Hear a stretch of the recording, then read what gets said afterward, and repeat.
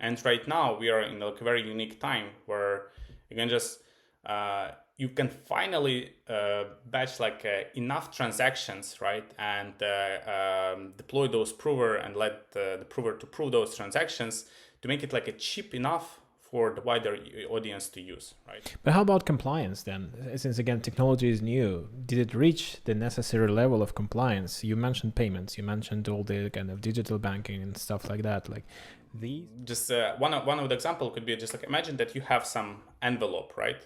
Like you have the envelope and then you have the letter inside the envelope, and you look at this envelope and then you see the stamp right on the back of the envelope, and it says like it's like a king stamp. How is that possible?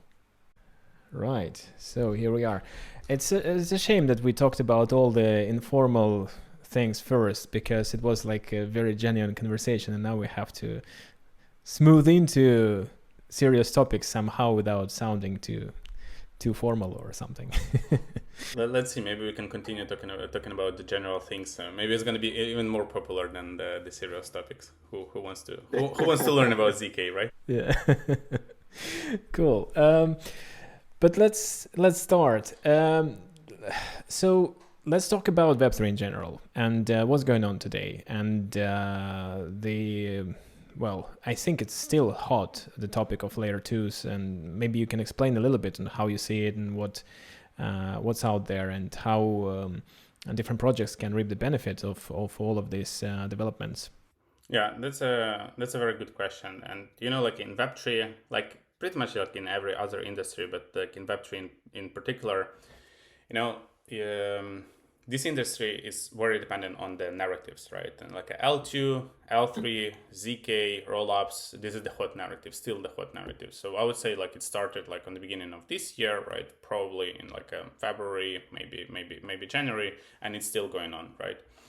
Why it's still going on? Because this is the general consensus that this is the scalability solution, right? If you need like a high TPS, if you want to save money on or like a gas fee, but still get the security from layer 1, like a L2 solutions, this is the way to go, right? Why everybody's bullish on L2 rollups, right? And like in the solution in particular, I would say the first reason is probably investors, right? Because like investors, they looking for basically 3 things in the project. So the first one is the narrative, right? ZK is a strong narrative. Egglayer, if we're talking about Polygon, is a strong narrative. Superchain, if we're talking about OP, is like a strong narrative.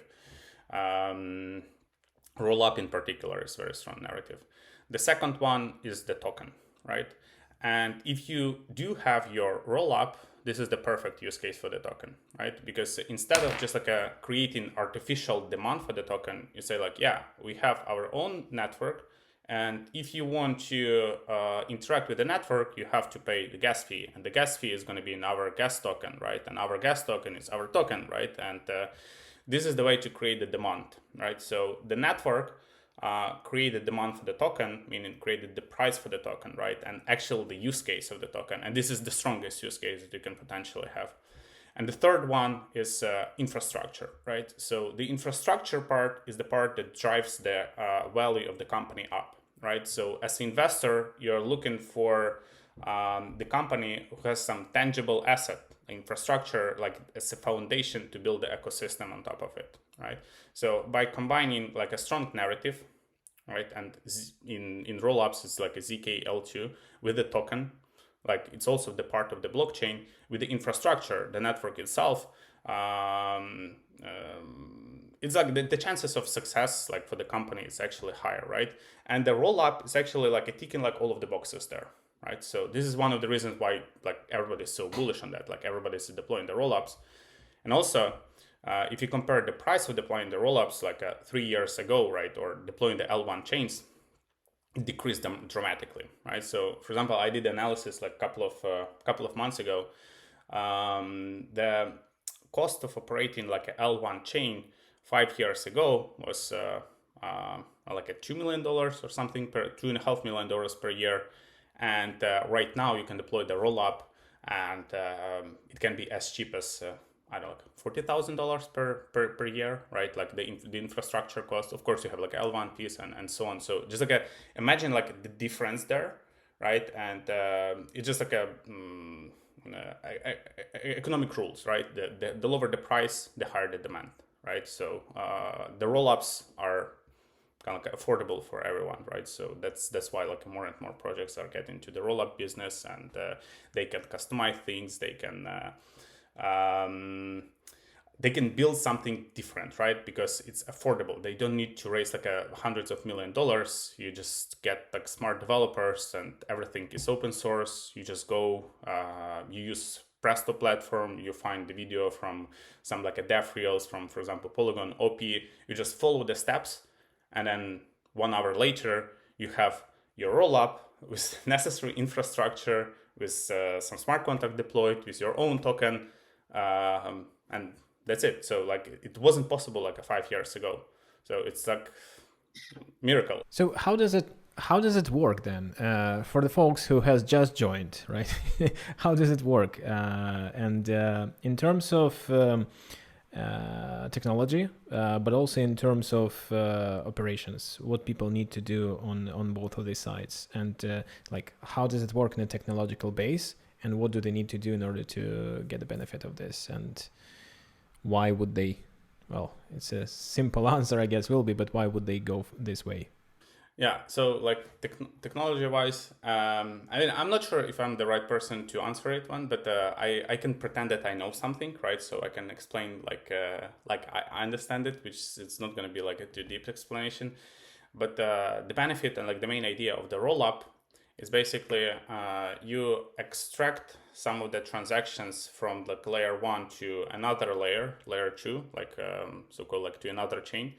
So you perform the transactions, for example, like 1 hour, right? Then you batch the transactions, and instead of like submitting all of the transactions or doing like all this transaction on L1, you just send the new state of the network, for example, to L1, or you send the ZK proof, or so you kind of like batch them all together, and instead of sending like 1,000 transactions, you send one, right? And this is how you get the economy. So like technical wise, this is how it works. For the new people who are joining the industry, why the question like what they gonna do with those rollups? Like how to start basically. Like it's like in the early 2000s with the blog with the websites, right? So back at that days, you have to be the developer, right, with like a technical knowledge to actually develop the website.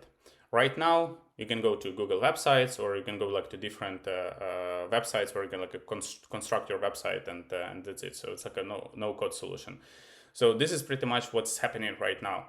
Of course, you can go the hardcore, right? Read the documentation, became the official implementation provider for some of the foundations, and deploy everything by yourself. Or you can go to platforms, again, like Presto, and then deploy it without like any code, right? So you go there, you just like click. There are like a multiple like default solution, or you can do some customization, and then you have your network, right? So you don't need to actually worry about like, okay, what kind of data I'm gonna post to L1, right? How often do I need to submit those proofs? What are kind of like data availability I should select? So everything is already predefined for you, so you don't worry about the technical implementation.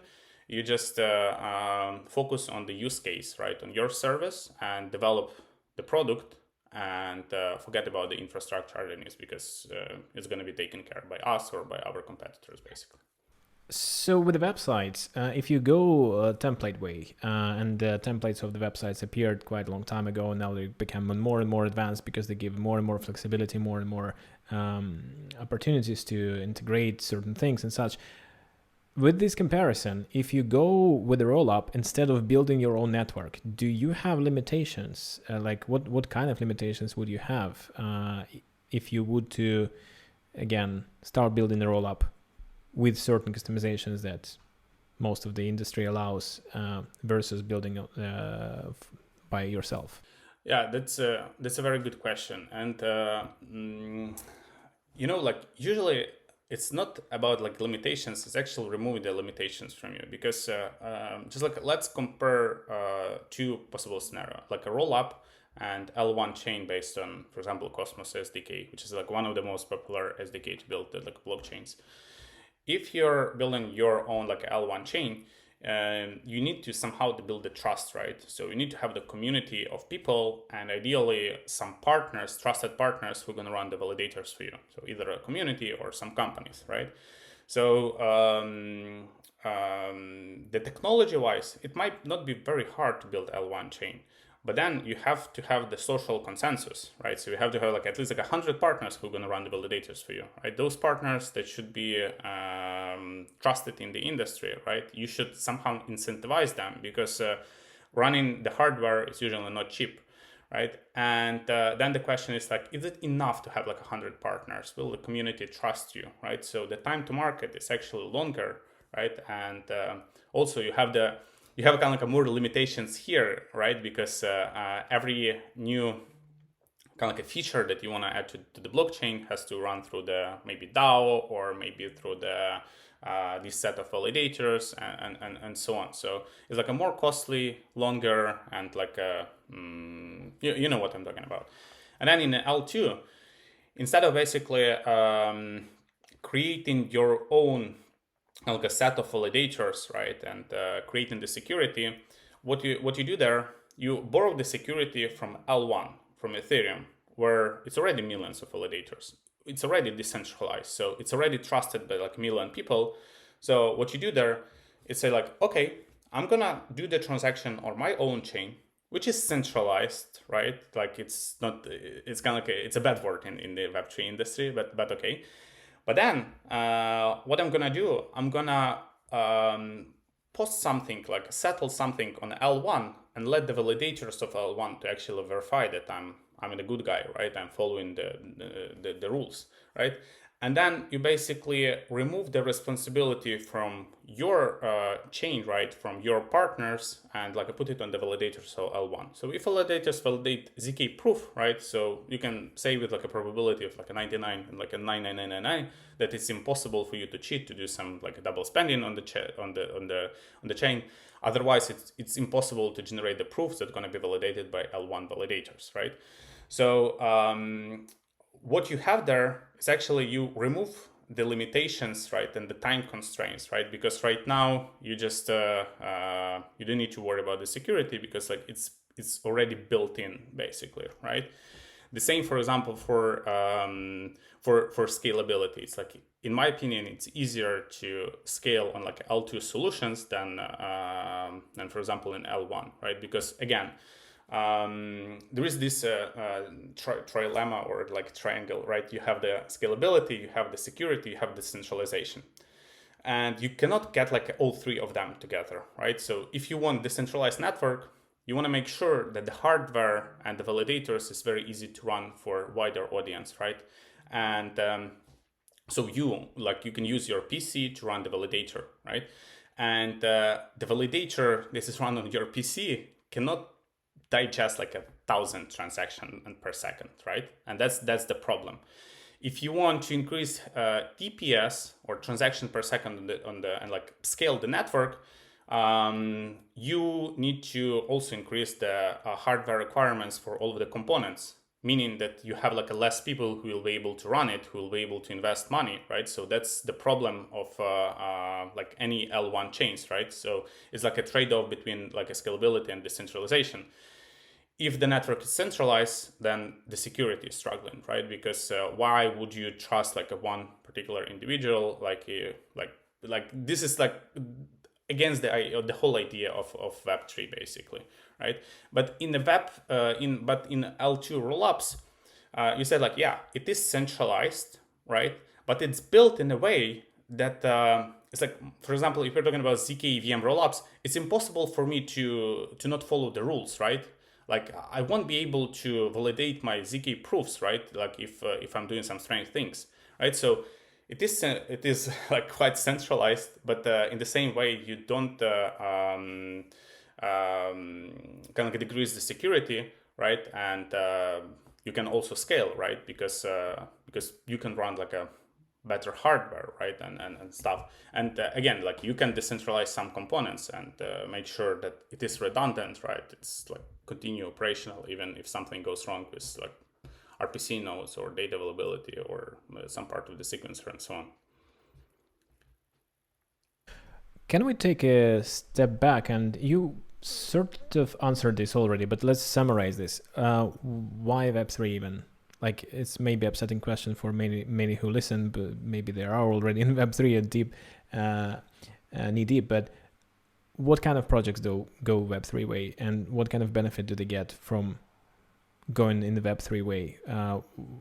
What's going on right now? Because the industry has been maturing for a long time, and it is at a sort of inflection point right now, as we see, right? Because the cost of technology is going down, and demand is going up. And so what type of projects do benefit from this Web3 technology? What kind of, in very simple terms, is the Web3 offering that is happening right now, especially with L2s?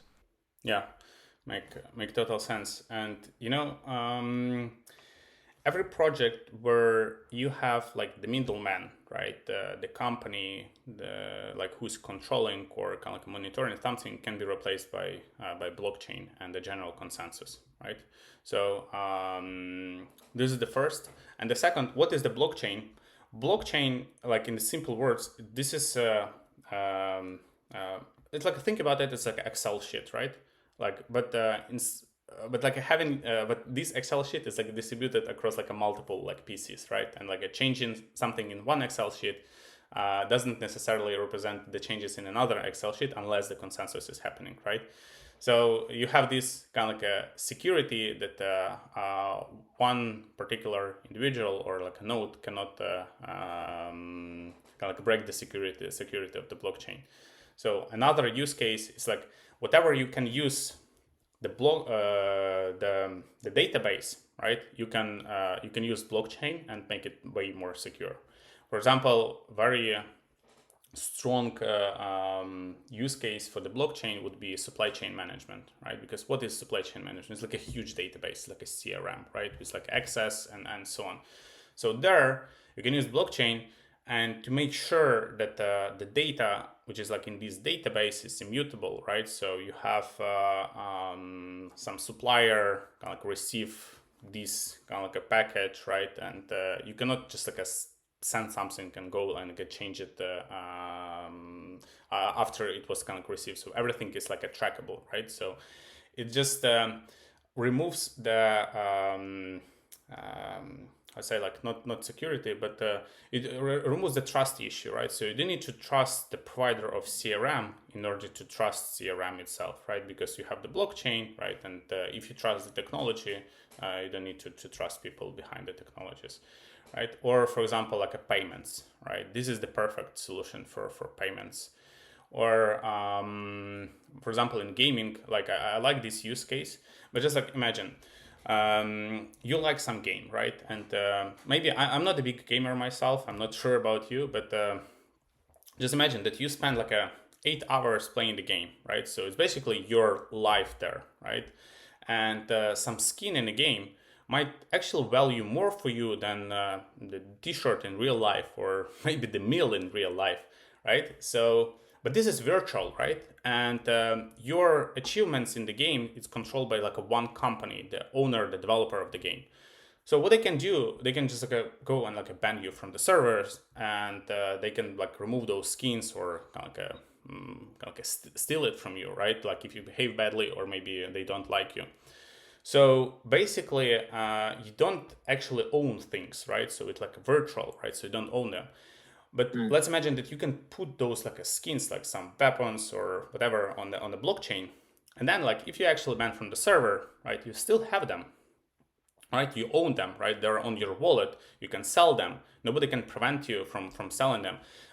It is possible for the owner of the blockchain or the owner of the NFT to charge some commission or royalty fee, which is fine, right? But nobody can prevent you from actually doing whatever you want with your virtual assets. And for us, for humanity who is moving in the metaverses, right, where the virtual things would cost more than the real one, This is a very cool use case, right? Yeah, I think so. And we make an accent on security, we make an accent on trust. And you have been mentioning ZK, and ZK is not something that many people familiar with, even in Web3 industry. Many people are, but some people are not. And so ZK, what does it stand for, and what does it represent, and why do you mention it so often when it comes to security? So ZK is zero of knowledge. So this is like encryption method to actually prove something without revealing the information what is inside. I know that it's like a very weak like explanation, but just But how does it work? Yeah. yeah. So just one of the example could be just like imagine that you have some envelope, right? Like you have the envelope and then you have the letter inside the envelope, and you look at this envelope and then you see the stamp right on the back of the envelope, and it says like it's like the king stamp, right? So you say like, oh, it's actually coming from the king, right?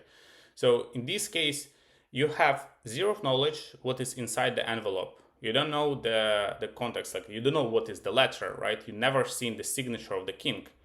What you've seen is the stamp from the king to understand this envelope actually coming from the king, right? So without like any information about like what is inside, you can say with like probability of 99.99% that this letter coming from the king. So like the same principle apply for ZK knowledge, like this principle, right? So you can generate the proof that is very easy to verify, right? Like everybody can verify the stamp from the king, right?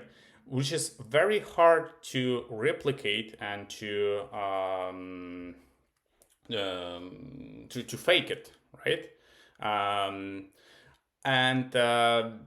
Yeah, so it takes like a lot of time to actually generate those proofs, but just like a milliseconds to verify. So this is zero of knowledge, and you basically I'm not gonna go into the details because the math behind it is just crazy. I have no idea like how it actually works. So I know what it does, right? But how you can actually generate the formula that actually proves that something is there without revealing what is there, I don't know.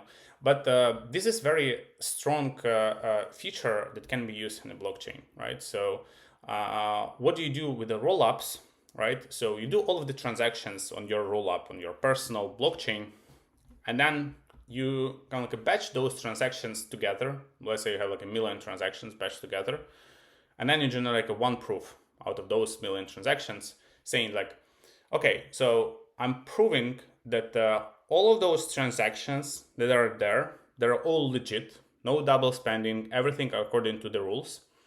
And then I submit those proofs to the layer 1 to Ethereum for the validators to validate. And then validators take a second to validate. But but your prover will take like a long time to actually generate those proofs because it's a very complex process, right? So this is how you use zero of knowledge technology to prove that something is there without actually revealing any information about transactions, right? So the chain, for example, if you want to keep the chain private, right, and you don't want anyone to know what's going on there, you can still post ZK proofs to L1, and nobody will know what you do there. You can do, I don't know, you can send like millions of dollars to like some like random users. Nobody will figure out like what is there because it's impossible to do, right? So that's. I think this is one of the strongest narrative for the last year, and personally, I'm very bullish of the use case of zero knowledge technology in the Web3 space. So you say it's been around for the last year, and is that correct, or did it emerge earlier than that even?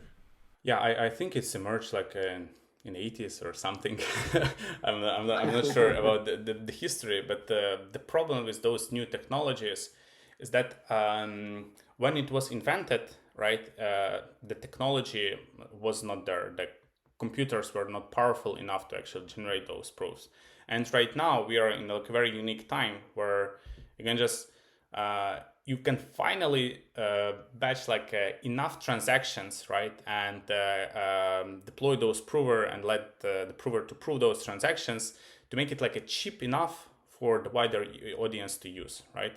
So it's still very early, right? The prover is like a very huge machine, right? So for example, the type 2 prover that we run for Polygon CDK is like 128 cores, right? 1 TB of RAM, right? So it's just like a super beefy machine, and it's very expensive to run, but it's cheap enough to actually start using technology and benefit out of the security of this technology, right? And in a year, it's going to be even more cheaper, right? Because you have some shared provers technology. You're going to have more provers deploying on the bare metal, right? And like more optimized solution and so on. And you have and the technology evolves, right? So you don't need to pay like the same money for the processor, right? For CPU and GPU that you used to pay for like 5 years ago and so on. So this technology is something that is a narrative for the past year, you say, but what are the alternatives? Because the field has alternatives, right? And what are they, and how do they work, and how do they, what made the ZK trend to appear and come out so boldly on the background of other alternatives? Yeah, so there are basically, if we're talking about like EVM space, Ethereum compatible networks, there are like two ways, right? Like you either go with like an optimistic approach, like optimistic rollups, or ZK rollups. In optimistic rollup, could you explain optimistic rollups? Yeah, thanks. yeah. So in optimistic rollups, it's just like as name suggests, it's kind of like an optimistic approach. So you the technology believes everything that's going on in the blockchain unless proven otherwise, right? So let's say you trust all of the components of the chain, right? You trust sequencer, you trust everything, that all of the transactions by default, they are correct, right? There is no double spending, and you can trust everyone. If the transaction is not correct, right, you have to challenge that transaction and actually prove that it's not correct, right? And this is the way how the security works, right? So you still have quite centralized solution. For example, if you're talking about like an OP, because the sequencer, it's still centralized, right, and so on. And the security guaranteed by the fact that if you as a user see that something is going on, right, like wrong with your transaction, you're like, wait a minute, and you challenge the transaction, and this is how the security works. So here you have the community, right, that have the access to all of the transactions, right, and they're in the, like this is the public information, so everybody can challenge the transaction. Transparent, yeah. It is transparent, but the question is like, can you actually say with the confidence of like 100% that all of the transactions that are going to like in OP rollup, they're actually legit? Or maybe some of the users actually didn't channel the transaction because they didn't notice, right? Or something like that, right? So the general consensus is like the security could be better in OP rollups, right? So and this is the main difference, right? So ZK rollups, they're quite expensive, right? They're like couple of times the price of the OP rollups, but you pay for the security, right? And there you don't need community to actually say like, oh, this is like trust this transaction and do trust this transaction. So we have like mathematical formula, right, and the technology behind it to actually prove that everything is according to the rules. But in an OP case, optimistic case, you rely on the community and like every particular user, right? So you cannot say with a confidence of 100% that everything is according to the rules, right? So this is kind of like the main benefits and like a drawbacks of like two technologies. But like an optimistic approach, it's like a battle tested. There are like hundreds, maybe like thousands rollups built on OP. It's easier to achieve like a higher throughput of the network, right? Because you don't need to have the prover, which is like and like you need to prove the transaction, which is a very costly process and quite a long process that actually affects the TPS.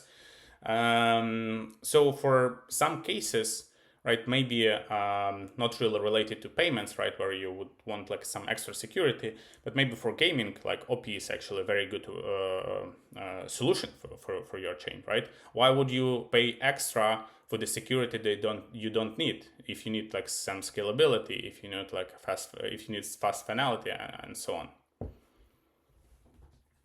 And what are the use cases for real world projects that you think can benefit from OP?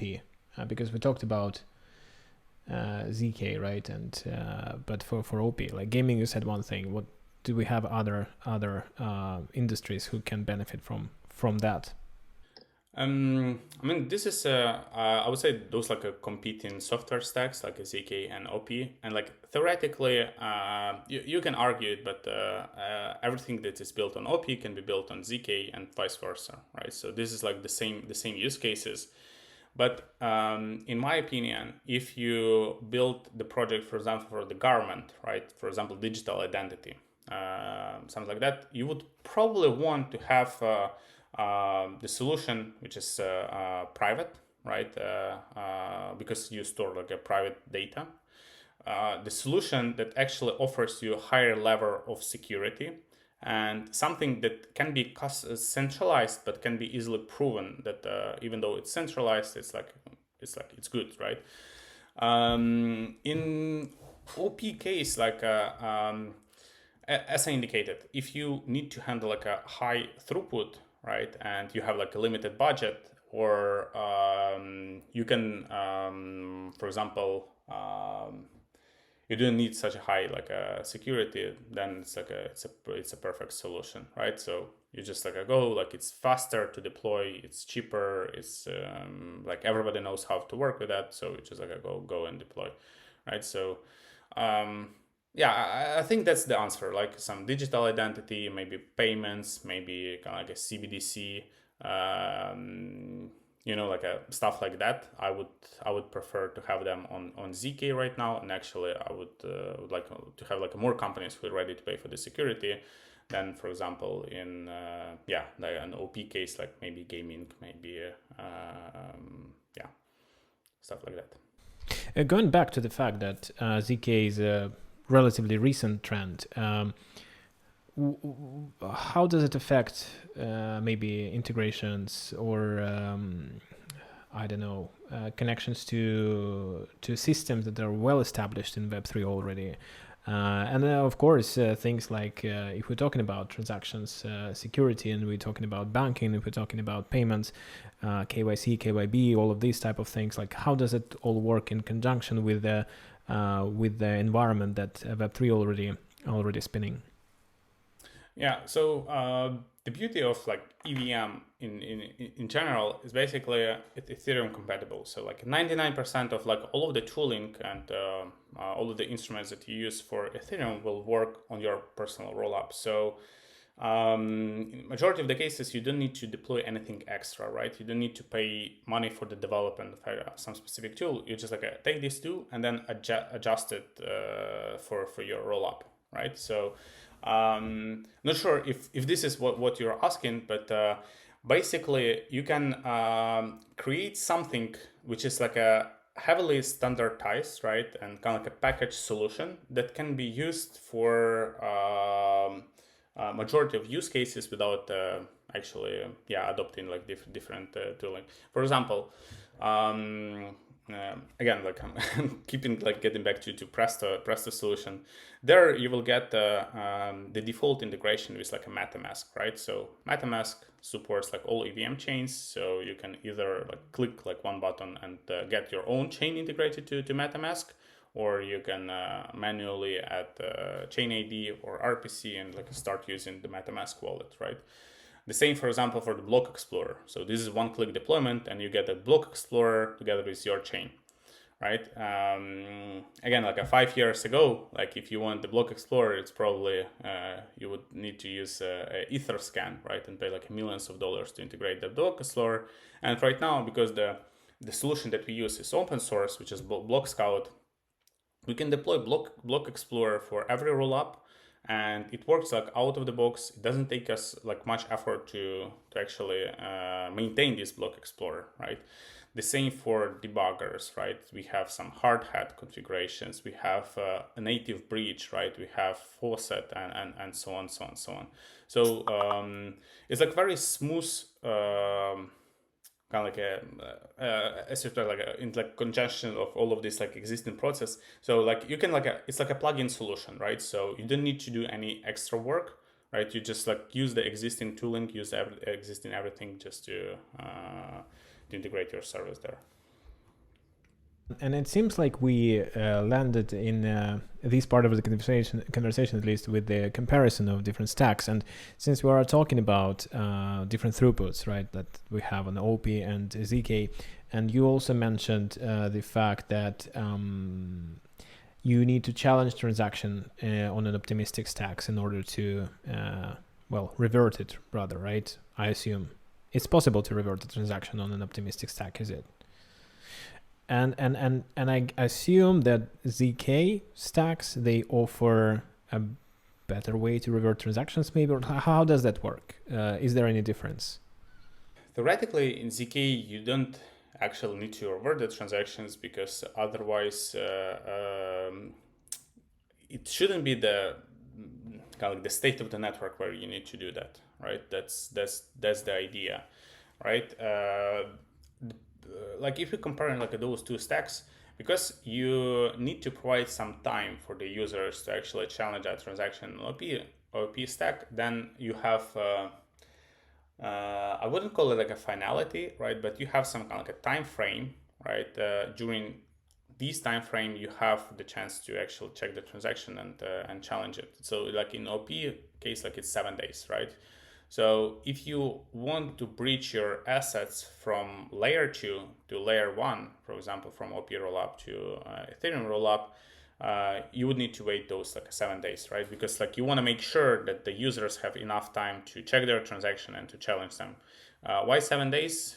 It's general consensus that it should be enough, right? Is it enough? I think so, right? You can do it like actually for a shorter period of time. So that means that the breach, like the native breach from like OP rollup to Ethereum, will take like 1 week to actually breach the tokens, right? I don't think it's like a very high price to pay for the scalability that you get and the economy on a scale and so on. In ZK case, because you have the proof, right? So you just need to make sure that this proof was validated by validators of layer 1. If it was validated, then the breach will work. So usually it takes like a couple of hours or less than an hour to breach the tokens from layer 2 to layer 1, which is like one of like the key benefits of ZK.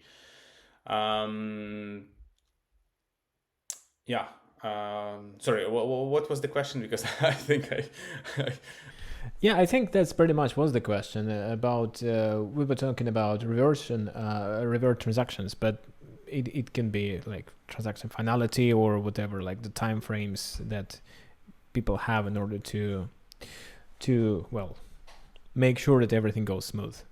Yeah, exactly. So yeah, answering the question, you have like 7 days in OP and like a couple of hours for the proof to be generated in ZK and validated.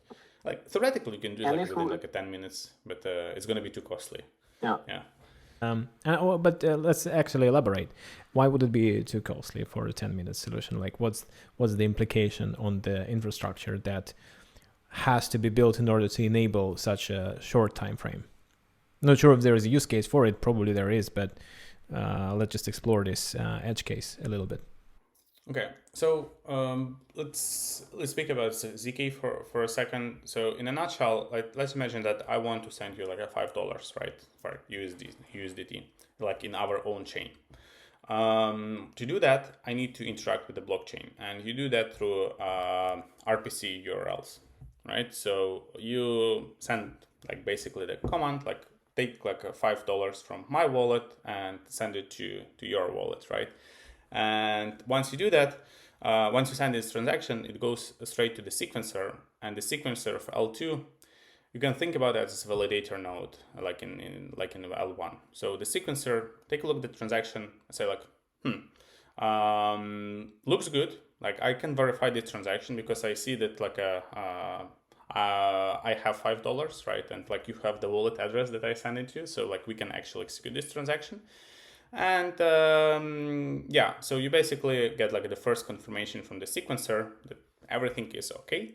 And this is where you see in the block explorer and in your wallet that you actually get the transaction, right? But it's not actually final, right? So you still have like a couple of steps to add like more security and to confirm that it's actually went through.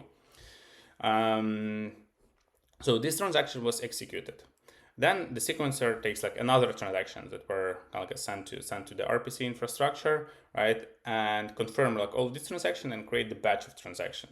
Which contain like, let's say like 300 transactions, right? So you have this batch.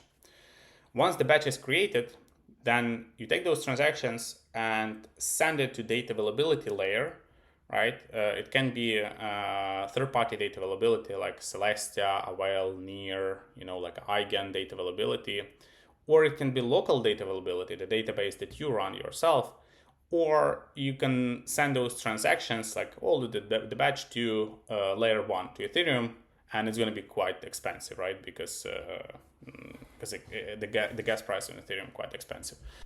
Let's finish this explanation, and then let's talk a little bit about data availability, like what's this animal is. Yeah, thanks.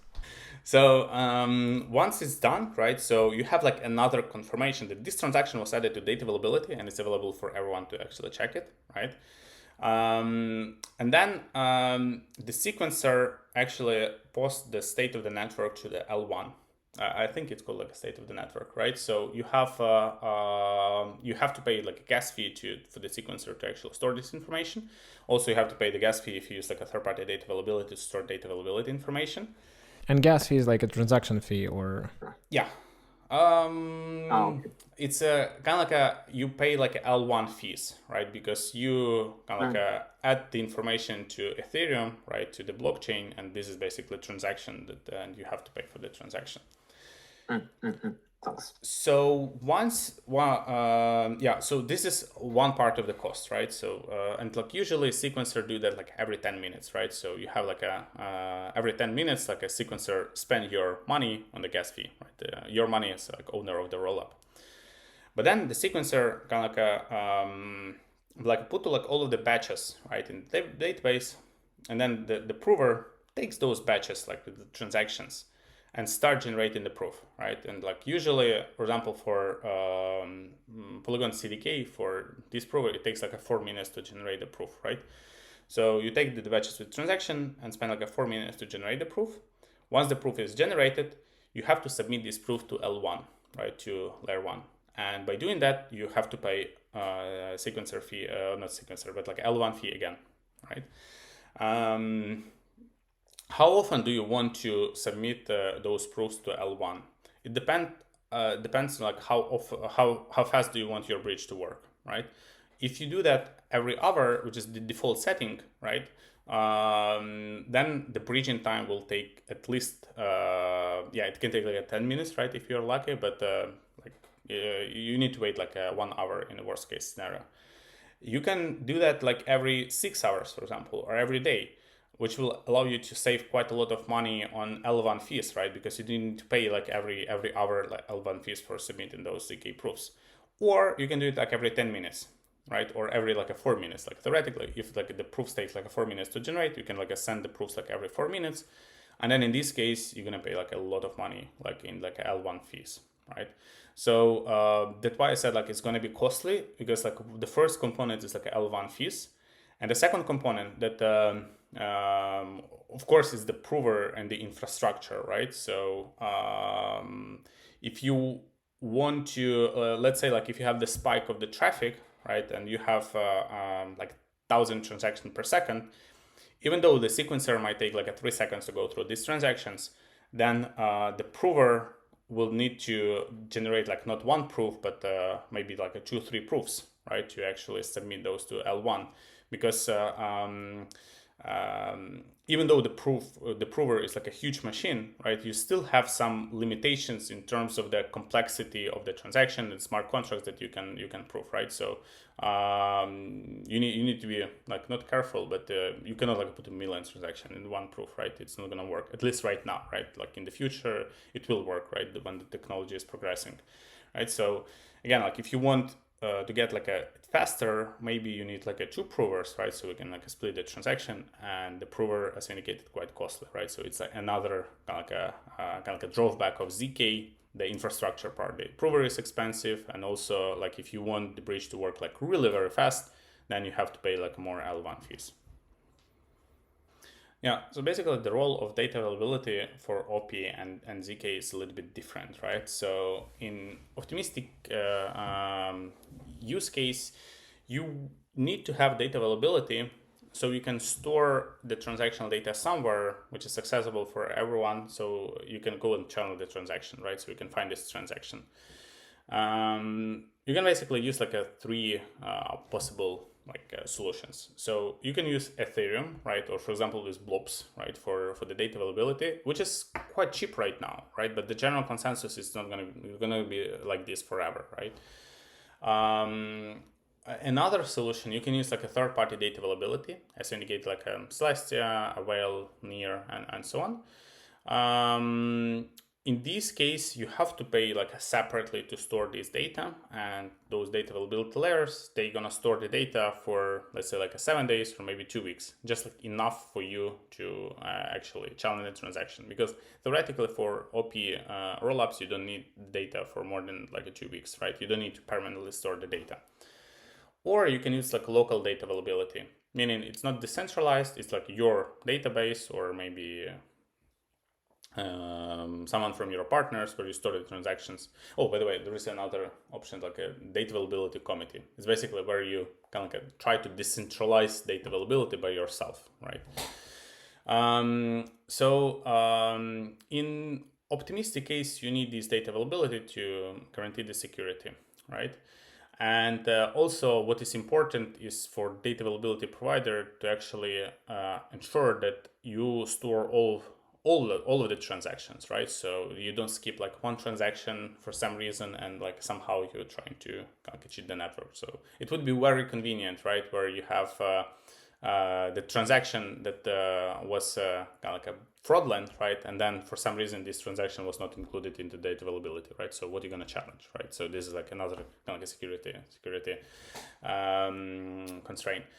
In ZK case, you don't really need data availability to be accessible for everyone to challenge the transaction, because you have ZK prover, right, that generates the proofs to security. But you might want to have the backup of the network, right? So in case some disaster happens, you want to make sure that you have like all 100% of the transactions that were performed in the network, so you can relaunch the network, for example, so you don't lose data.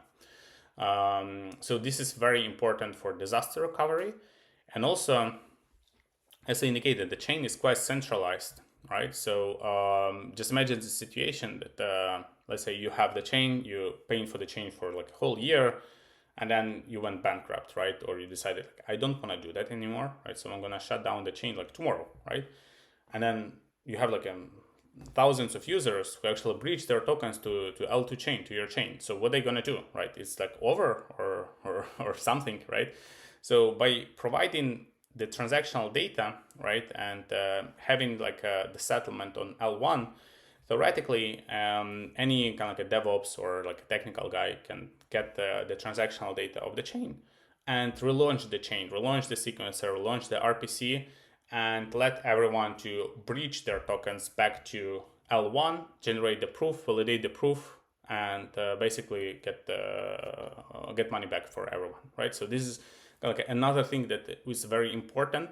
So even though the network is centralized, there is always the solution where you can you don't need to trust the operator of the network, because in the worst case scenario, community can just like chip in some money, right? Like $1,000 run the network for 1 week, get all of the money back, and basically that's it, right? And everybody's happy, and you don't care about this asshole who decided to turn on the network, turn off the network. Yeah. Got it. So there are plenty of different projects on Web3 already. They have their own blockchain solutions and such, and maybe it's cumbersome to support, maybe it's expensive to support, and all of the different things. Like, how do you how do you perform this transition? Is it even possible? How full or effortless is it to start utilizing the benefits of L2? Yeah, that's actually you're not the first one who asked this question, and like it actually depends on the software stack that you from where you want to migrate, right? So we had a very interesting use case, and I believe we were the first one, and so far we're the only one who performed the migration from Hyperledger Basso. So basically, Hyperledger Basso, this is the software stack to build an L1 chain, which is EVM compatible, that was developed by a Linux Foundation. And I believe IBM, not sure about that, but they've been around forever, right? And I believe the first version was developed in like 2017. But because it was developed like a so long time ago, there are a lot of like constraints and limitations of those chains, right? So like in terms of like a TPS, in terms of like customizations that you can do, like a tooling available, and so on. So, but again, because it was actually supported by Linux Foundation and IBM, they got quite a lot of enterprise customers, right? And like a big Web2 customers that use chain for supply chain management, or maybe some CBDC, like a central digital bank currency, and so on. So a lot of them, they express the need, right, to actually migrate from Hyperledger Basso to maybe something less costly and without like so much limitations, right? And that was the case with Palm Network from this is a project from Consensus. So originally they were built on like a Hyperledger Basso. That's the ones who had Marvel NFTs, right? Oh yeah, I think so. Yeah, so or DC, one of them. Yeah, could be like they have like a not only Marvel, they have like the whole this superhero theme and stuff. So so they wanted to migrate from Hyperledger Basso to zkVM ideally, because like they do believe this is the future, right? And our team helped them to migrate without actually stopping the network, right? Because everybody can just like stop. How is that possible? Like that's a very interesting project. I don't want to share like all of the details, right? So just like book the call, like if you want to get everything. But as I understand, the general idea was to take the blockchain client, like modify the blockchain client on like this like old network, right? And also modify the blockchain client on like a new network, right? Then launch the RPC infrastructure. Like you have the RPC infrastructure on the old network, you launch the new one on the new network, right? And let those nodes sync, right? So at some point of time, you have kind of like the two chains that are operating in parallel, right? And then we performed like I know like 6 or 7 like shadow forks, meaning that we try to kind of like virtually turn off the network, the original network, and see like if we can capture like all of the information that was on the original network. And after we ensured that everything was okay, we kind of like migrated from one network to another. So we just like shut down like RPC and like all of the infrastructure on the old network, and the new one like continue operating. And I would say like the technically it is very complex, but the hardest part it was probably the social consensus, right? Because for example in zkVM you don't need to have validators, right? But in Hyperledger Basso, it was like a proof of authority, right? So we have like a number of validators, I believe it was like a 12 or something. And you need to kind of like communicate with like all of them, and to make sure that they use like the latest version of the blockchain client, right? Or the latest version of software. All of them, right? All of them. Otherwise, it's not going to work, right? So it was it was taking some time. And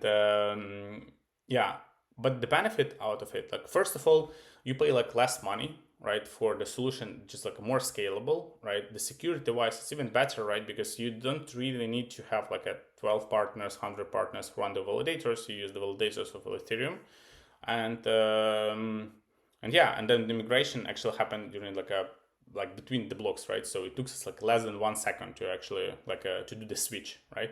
So for the regular users, they didn't feel anything, right? For them, like the network was operating as always, but like all of a sudden it's like a cheaper, faster, and and better, right? And like everything works, right? So all of the tooling that were integrated to the PAL network would continue operational, right?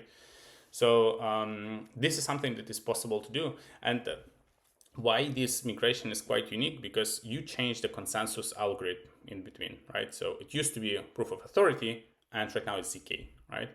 So it's way easier if you want to migrate, let's say, from one optimistic rollup to another. Like one is built on Arbitrum, another in like OP. So it's just it's similar technology, right? Or like from ZK to ZK. But in that case, I think it's quite unique. So, for example, if you have like an L1 chain and you want to migrate to L2, and instead of spending like a $2+ million on like operating the L1 chain, and like you want to save money and spend like $200,000, right, to operate like L2 chain, it is possible to do, right? And usually it takes like 2-3 months for like a planning and everything. But yeah, we can definitely do that. And if I am planning a new project, big or small, like how do I explore the possibilities of L2, and how do I start with understanding of how it all works and what's available and all that? Like what's the way to start exploring this? You know, like when I started in Web3, I actually took the course from Gary Gensler. He's like the guy who's everyone hates in Web3 industry, but he used to be the professor in MIT, and the course is actually it's like just fantastic, right? The class is very good. But yeah, that's kind of provides a general understanding of like a Web3 and stuff, but what you can do, like in order to understand the roll-ups and different customization and so on, it just as indicated, everything is quite easy to deploy right now. It's like a no-code solution. So just go and use the free version. For example, Presto, you can get like 8 hours or like 12 hours, like a free roll-up.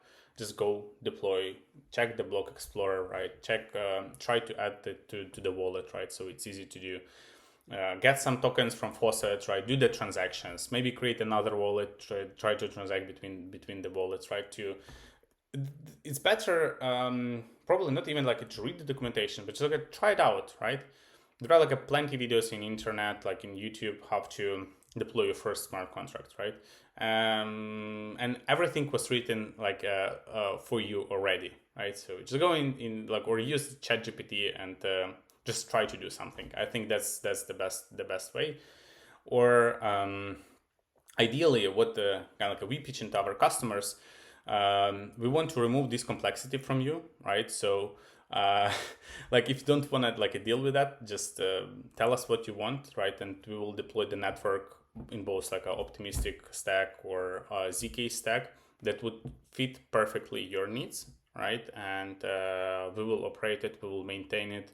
We can also help you to deploy the smart contract. We can help you to mint the token and stuff. We can help you with the smart contract audit. And then you can focus on the use case on your service and leave us with the network, right? So you can either go a hard way to a try out, to explore, go through documentation, videos, and so on, or you can let us do our work, right, and focus on your work. It's when we did research on our products, we had this opinion of people that really they don't want to hassle with all infrastructure. They just want to build a project, and they just want this to be solved somehow. And it rightly so, I think, because nobody is building their own servers anymore. You just there's so many hostings. As you mentioned, websites as well. Not always you need to build a custom website. Sometimes, in many cases, the solutions will work out there. But okay. And how reliable is this? Because this tech, for many people, is new. And let's talk also about those who are coming from Web 2. Because I assume they can reap the benefit of blockchain technology as well, and the price of blockchain technology goes down, and that opens the gate for many of the Web2 projects who can jump on it, and maybe they're already doing so. So, like, what do you say about that? Yeah, this is also quite common question, right? Like, how stable is the network? How reliable is that? Like, either like as secure, right? Because let's be honest, we are in Web3. We are here in like a big bubble, right? And we are weirdos for the people outside of this bubble, right? So they think about us like, oh, blockchain, crypto, scam. So you're like one of those like a traders, went Lamba to the moon, like and all of this stuff. And that's really bad. That's hurting the technology, because what we try to provide, right? We use the actual technology, which is beautiful, right, to solve the problems, real world problems, in a best possible way, right? So we're not talking about like a tokens. We're not talking about like a fraud and stuff. We just want to use what is like underneath, right? And that's kind of like a big reputational loss for Web3 industry. In terms of like a stability, I mean, like a both technologies, software stack like ZK or optimistic software stack, they're battle tested. It's been like probably 1,000 networks on optimistic stack, and 100 networks in ZK deployed, right, and operating on the mainnet, and so on. So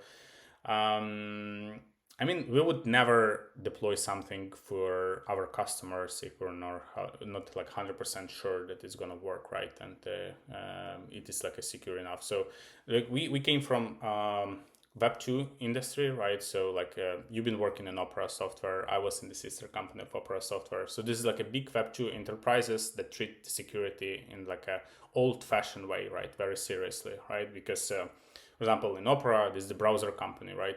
Like you operate with a ton of private information about the users, right? And we brought this DNA to Web3, right? And we want to make Web3 a little bit more enterprise-ish, right? So we don't have a token, right? We don't have any plans to have a token, right? What we want to do is to provide the good service to the customer, be honest with them, to make our customer successful, because if they are successful, we are successful, right? So we are dependent, right? We are on the hook of our customers, right? And this is like one of the reasons why we have kind of the business model, right? We don't charge for integration fee, for the reason because like we want to make sure that we have like a really good incentive to keep customers happy for at least a year, right? Because like if the customer decided to not work with us within the first year, we are losing money, right? Because the integration is still very costly and resource intense, right? So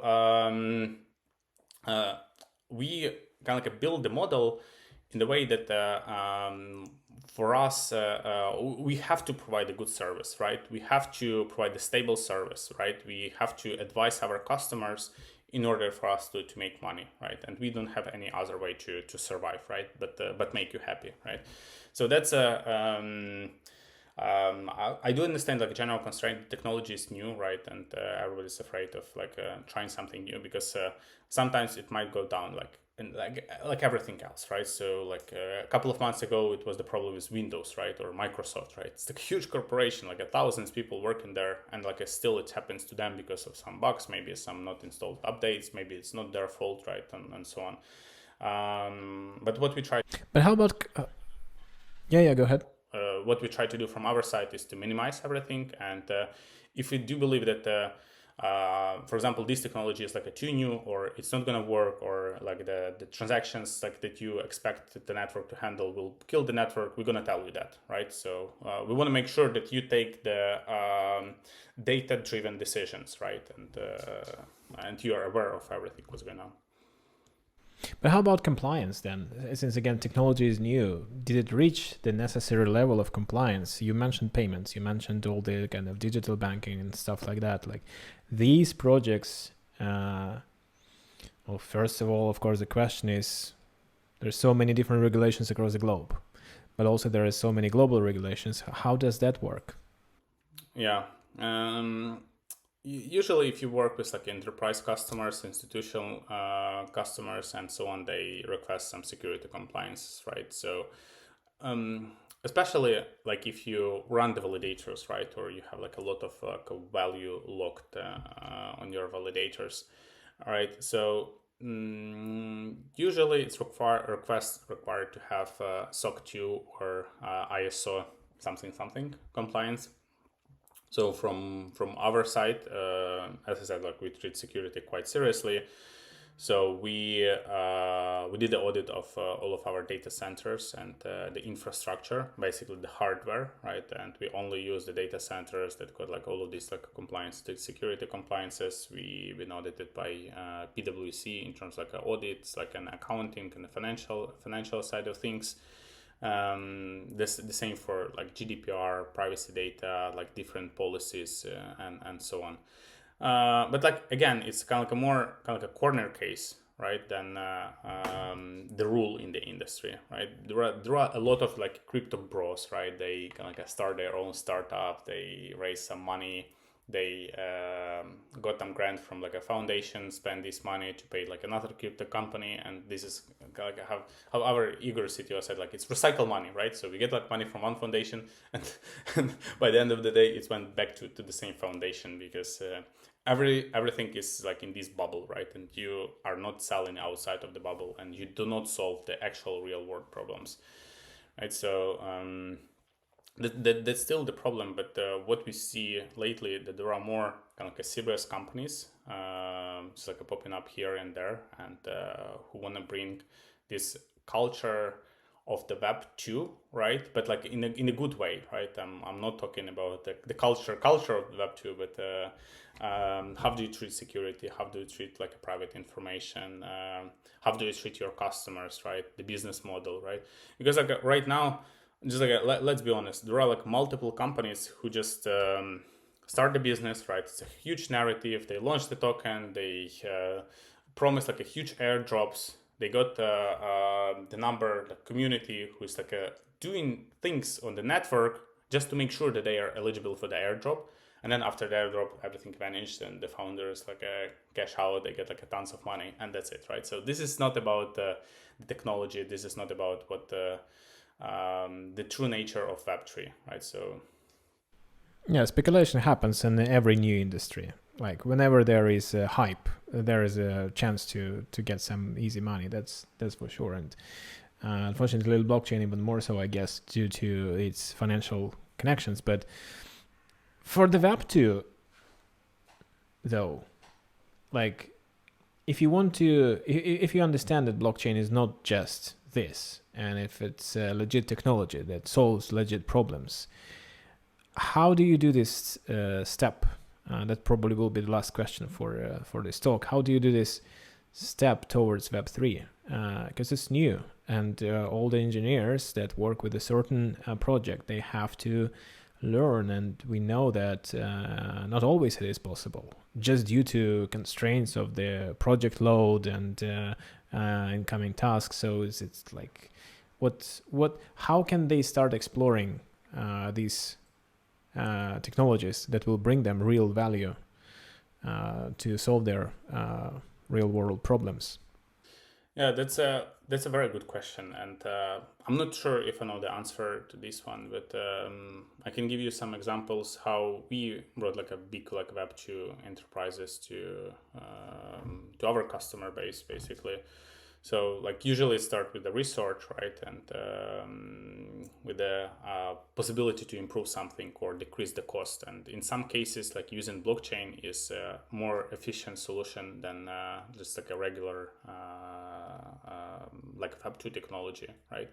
The same for the storing of information, right? Decentralized storage might be way more efficient in terms of like security and so on. So, but that's a very good question. And and another option, like we see quite a lot of customers like from Web2 industry coming from advisory and consulting firms like PwC, Ernst and Young, like McKinsey, and so on. So it might be surprising for you, right? And maybe it's not very well advertised, but those like big companies, like consulting companies, they have the whole departments, right, responsible for work with like a Web3 enterprises and kind of like help to actually find the proper solution for their use case, right? So yeah, for example, if you go to Hyperledger website, right, and you see like the Linux is there, and then they work with like a lot of consultancies, right? So consultancies, they know like Hyperledger technology, and they recommend this Hyperledger to some Web2 enterprises. And like our work is to actually teach these consultancies companies that there are some solutions that might be better, right? And also talk to the customers, right, since the get-go, right, and to propose them solution. So this is like one part of like, and quite important part of my work is to advise, right? So it's like usually the first 2 calls is advisory, right? I tell them what I know, right, and I've tried to be like 100% honest. And if I know that our solution is not like the best solution, I'm not going to push it, right, because it's not going to work out. And we try to keep the relationship with the customer for a longer time, and like we value relationship a little bit more than than the actual money.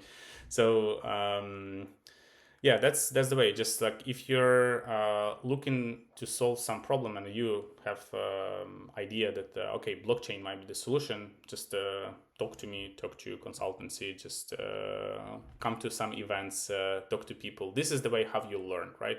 Just don't be afraid to ask stupid question. I ask like a tons of stupid questions, and I continue doing that. And better to do it right now than don't know something in a year or 2, right? That's the way how you learn. Okay, and how do we reach you? Good point. Like yeah, you can like book the call straight on our website gateway.fm, or yeah, or just like send a message to support, and I will get it. Or I don't know if that's possible. I can leave my Telegram or my email underneath, so you can check what's going on there. For everybody listening, I have to say that we have covered a lot. There were a lot of different topics, and maybe we jumped on the surface or many of them. So please don't hesitate to leave in the comments below or anywhere else. You can send us direct message to what topics you would like to unfold more. Maybe you haven't had enough of a certain thing that we want to maybe make a separate episode on, or whatnot. So please do that. And the last closing words to Vasyl. What do you say? I know it was pleasure talking to you. Good questions, and I hope this initiative with like a podcast and educational topics will fly, right, and we're gonna meet again. And yeah, I really enjoy talking, and I hope this information is gonna be useful, at least for someone that like at least like maybe we can educate like one person. I think that's gonna be awesome. I think so, because I mean, what we saw in the study again is that people do lack information. We have, as you said, our bubble in Web3, and we have an understanding, and we have our lingo, and we have our like fantastic gems, but they're just not uncovered well enough, I think. And if we do more of these conversations, if we do more of other initiatives that will help people to learn things, then hopefully the adoption will come earlier, and with the earlier adoption, well, we're in the right inflection point again to do this thing right now. The world will become slightly better, slightly easier, hopefully. Cool. Very nice talking to you, as always. And let's do more of those. 100%. Let's do.